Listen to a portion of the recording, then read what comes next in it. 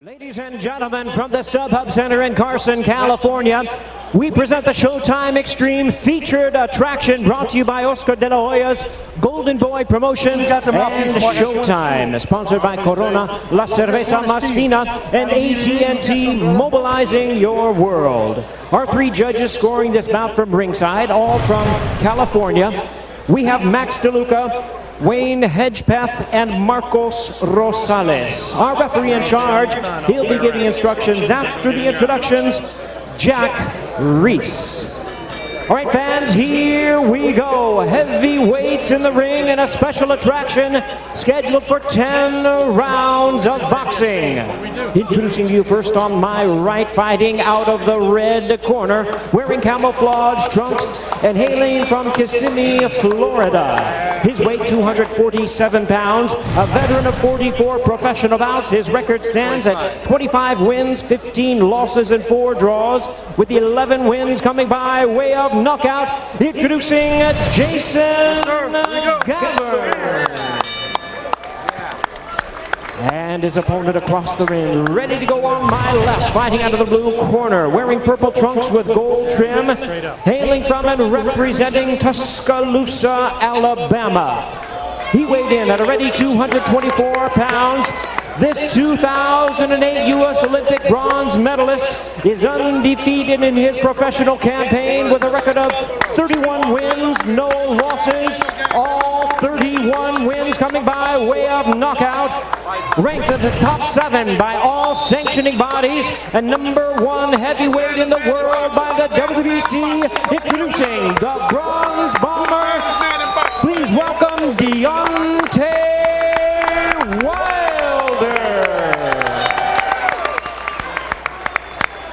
Once again, a referee in charge. Now to give instructions, Jack Reese.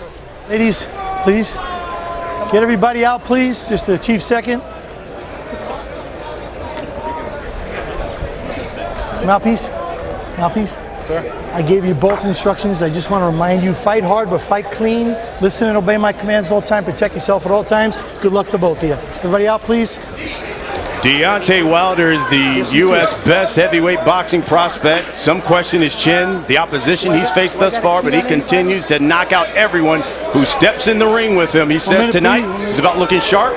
He wants to fight Gavern for his WBC heavyweight title in November. Don't go to the refrigerator. Don't do anything. Blink and don't move. Don't move. A lot of those knockouts have come in the first or second round. 24 of his 31 have come in the first or second round for Deontay Wilder. Here's a right hand by Gavern. You know, Brian, we talk about Wilder with the title fight in the offing, looking to make this a quick night. Well, Gavern's not in great shape. He admitted it. He took it on 6 days' notice. He wants a quick fight, too. Stop. Step away. Separate. Gavern is Wilder's former sparring partner. His claim to fame, he beat former world champ James Toney just last November. He's won 4 of his last 5 fights. He says tonight is his Buster Douglas moment. And he is a character. He really is. Yeah, he's capable of doing anything in the ring. He usually lets out a Ric Flair yell when he punches. Well,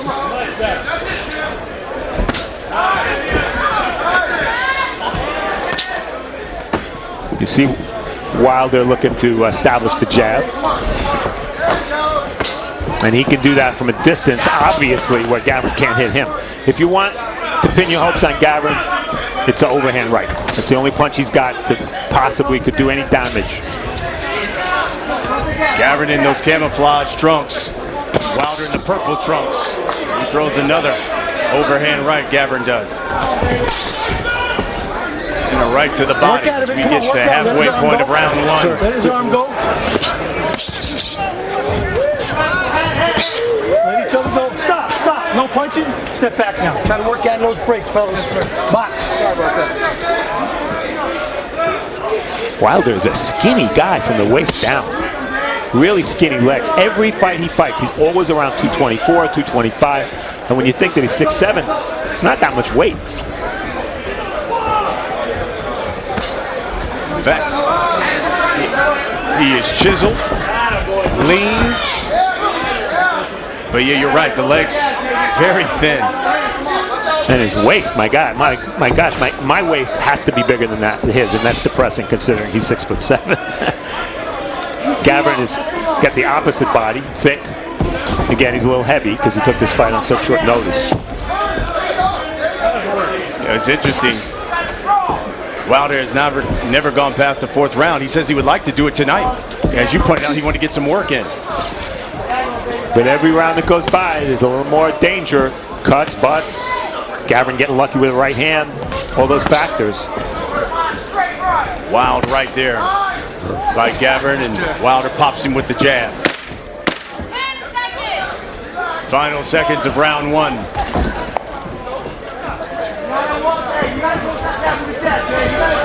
Stop punching, nobody punches.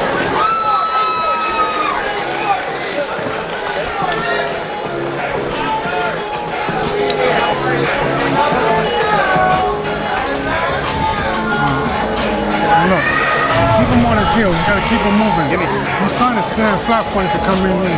Keep touching him with the jab. Keep him, just keep stepping around.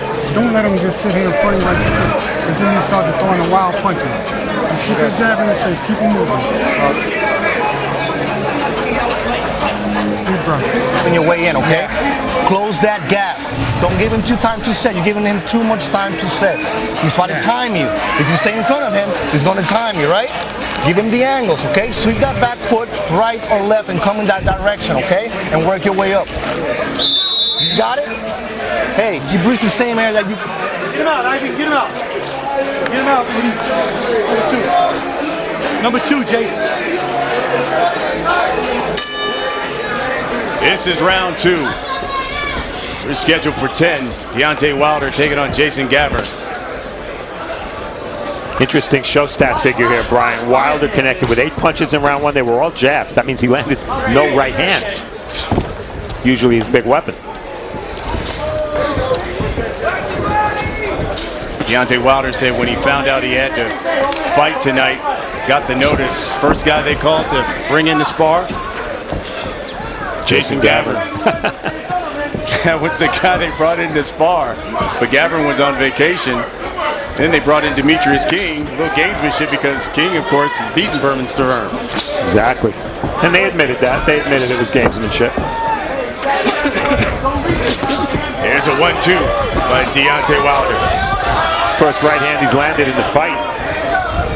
And we saw Mark Breland in Wilder's corner. What a perfect marriage of fighter and trainer, because Breland, exceptionally tall when he fought up for a welterweight. Tall guy looked to keep distance and land the big right hand. That's exactly what Wilder is all about. Breland, of course, one of the reasons why Deontay Wilder uses that jab, too. No one used it better than Mark Breland. Mark Breland wants a little bit of lateral movement from Wilder. That's smart. He's not going to get with that overhand right. If he keeps jabbing and moving a step or two to the side. Stop. Nobody punch. Separate. Box. Wilder said one thing he knows about Gavern from all their days of sparring is he watches his feet, knows when he's going to throw a punch, and he's going to counter it with a straight right hand. We'll see if that happens here tonight. Wilder does one thing that you'd never teach a fighter to do, which is back away with his hands down. But he's so big and tall and has such a long reach that when he takes a step or two back, nobody can reach him. So he gets away with it. Under a minute here in the second round.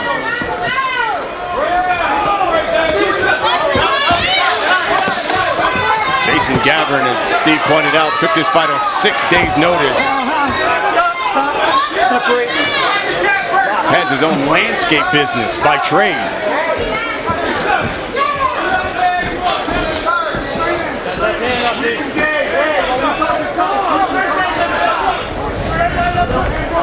Under 30 seconds. Here's a 1-2. So Wilder says he wants to look sharp.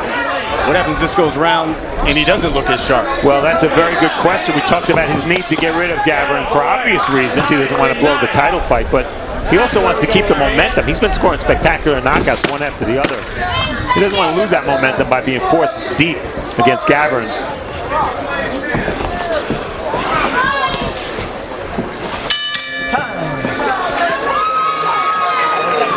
Deontay Wilder has knocked out everyone he's faced. He's Take a look back. His last 2 fights. And of course this one against Malik Scott and Bayamon, Puerto Rico, and it was that right hand. Took 90 seconds for him to dispose of Malik Scott in the first round. In a fight you called.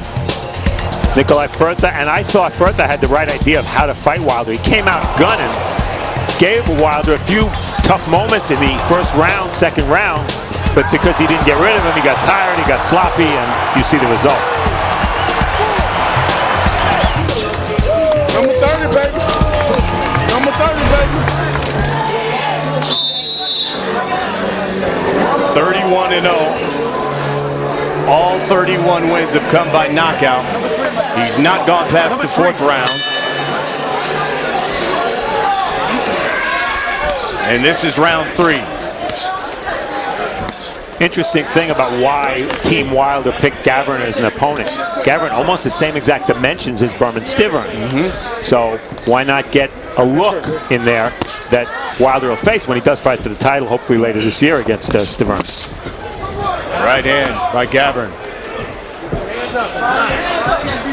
Yeah, Wilder says his team, he's ordered his team to start on Monday to talk to the Stiverne team to try to nail down a fight, and they say they want it in November. Keep quiet, Jason. That is if he's victorious tonight. Well, he's not been particularly dominant. Now, of course, it only takes 1 shot when you have Wilder's right-hand power. But he's not been dominant thus far in this fight.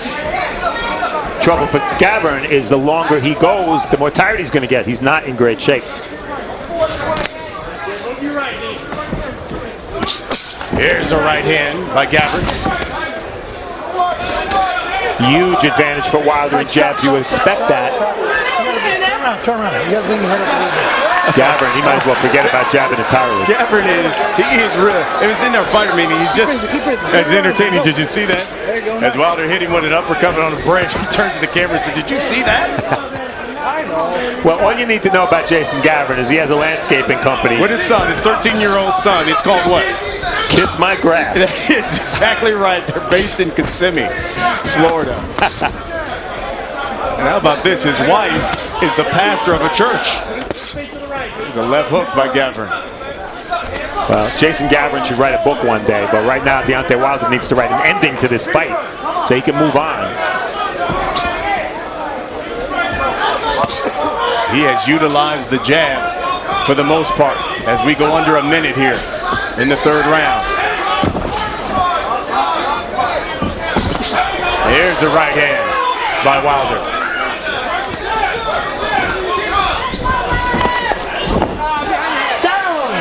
And he calls a knockdown. 3.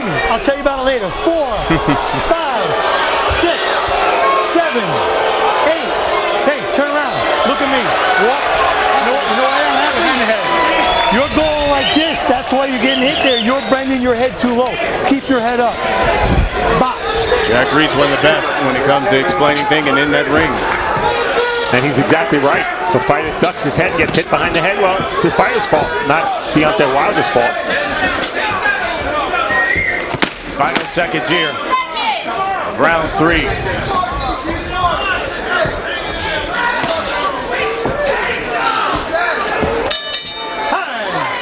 Wilder ends the round with a jab.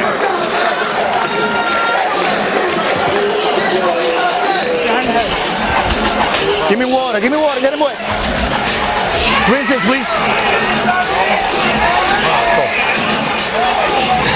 Hey, breathe, just breathe right now. Try to calm yourself down. I know you're getting tired. 6 6 notice, baby, you're doing great. Breathe. Give me a deep one, come on. Hey, stay with me. Action from round 3. We take a look at this knockdown that Gavern disputed. Watch Gavern bend his head, drop his head down. That's why he got hit. I guess it was behind the head. Hard to tell. At least partly behind the head. And we could tell here. Yeah, it looked like to the ear, the left ear of Gavern. And so that's a 10-8 round, probably a moot point. But how about the fact that when Gavern comes back to his corner, his trainer, Walter Cayazo, says to him, "I know you're getting tired." I know you get tired. That's not a good sign. No, that's not good. As we hit this 4th round, Again, we said it at the top, Wilder's never gone more than 4. And wouldn't that be ironic if in the fight that is supposed to be the safest fight of all, because it's the fight before his title fight, he ends up going longer than he's ever gone before. Could very well happen. Here's a right to the body by Gavern.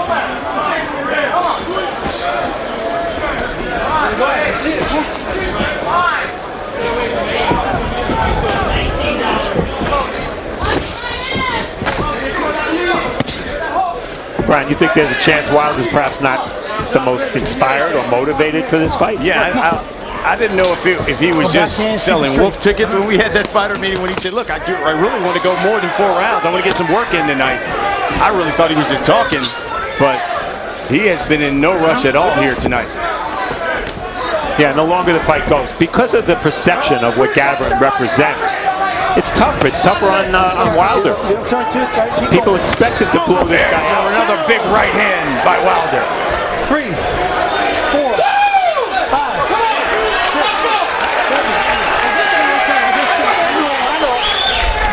7. There's your Ric Flair shout. But Jason Gavern, he said, come on, baby, come back with the hook.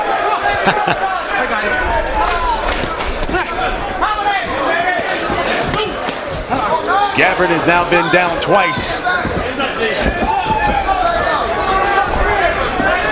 I don't think Jason Gavern was thinking that he was going to win this fight on points. Not in a million years. Well, look, he's getting the biggest purse of his career tonight.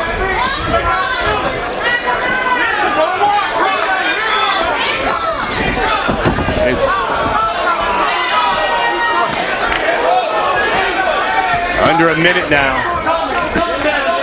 This is certainly an unspectacular performance by Wilder. I mean, when people expect a 1-round knockout or a 2-round knockout, you can only be disappointing, I guess.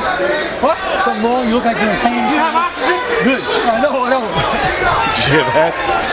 Come on, work. Jack Reese just asked Gavern, is something wrong with you? He told him, asked Jack Reese, you got any oxygen?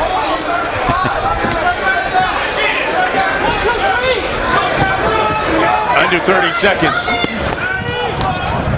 Stop punching. Everybody separate. Box. I'll say this. Here's a right hand by Wilder.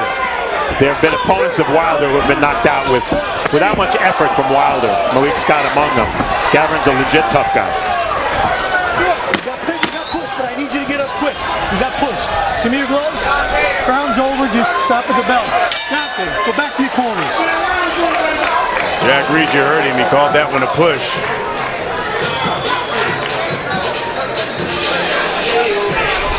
You want to finish one more? Stop. No. Stop the fight. We're done. We're done. Stop. And you just heard Gavern say stop the fight. He's stopping. He's done. He's done. Done? All right. Done.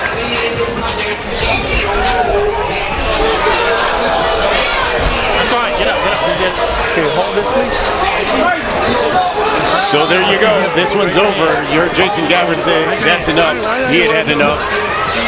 You talked about it. He took the fight on 6 days' notice. He just didn't have the gas. He told us yesterday that he was trained for a 4 or 5 round fight, and that's exactly what he gave. He threw a few right hands. Nothing happened.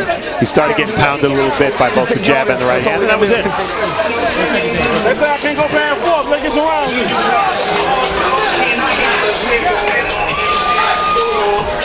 Gavern went down twice in this fight. Let's take a look at one of them, Steve. Yeah, this is round 4, and Deontay Wilder still hasn't fought past 4 rounds. Right hand, little kick to the chin to go along with it. And it was at about this point that I think we sensed Gavern had pretty much had enough. It's one thing to be tired and in a fight with an average fighter, but to be in with a beast like Wilder when you're exhausted and perhaps can't defend yourself properly, that's asking a lot.